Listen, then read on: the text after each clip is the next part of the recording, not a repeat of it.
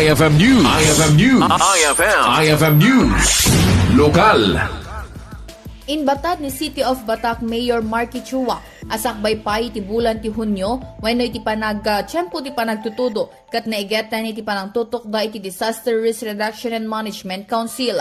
Dahil iti rason na kinunana, no apay nga naka-standby da iti backhoe, kanda dumapay nga heavy equipment nga mausara no panawan ti didigra ng runa iti bagyo. Inay na, saan na may libak ka nga darag iti lugar iti syudad da amalaylayo sa isut gapuna nga naiget ti koordinasyon da karay di barangay official kan volunteer. Really trying to focus on the disaster risk reduction management.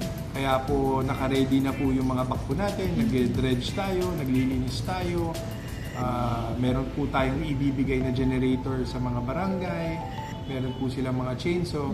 So naka-ready naman po tayo. Kaya po natin naisipan na mag-distribute ng go bag para po each household kahit papano meron sila ng mga primary na kailangan tuwing emergency. So sa mga taga-Batak po, it's gonna be the season of raining na naman po, parating na naman po yung mga bagyo. So agsagana tayo, mag-prepare tayo.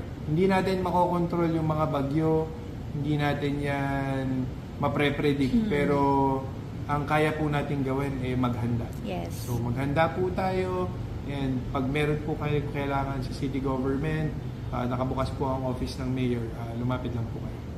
Kabayatan na imunan nga inpalgak ti Mayora ang nakaibunong dani ti emergency go bag agkaray ti agduduma barangay kanilawas nga day ti may saysayan kat a clean up drive ng runa karay ti waterways wenno kanala. Para iti IFM News sa Idol Bernadette Toledo, Tatak IFM. IFM News. IFM News. IFM News. Lokal.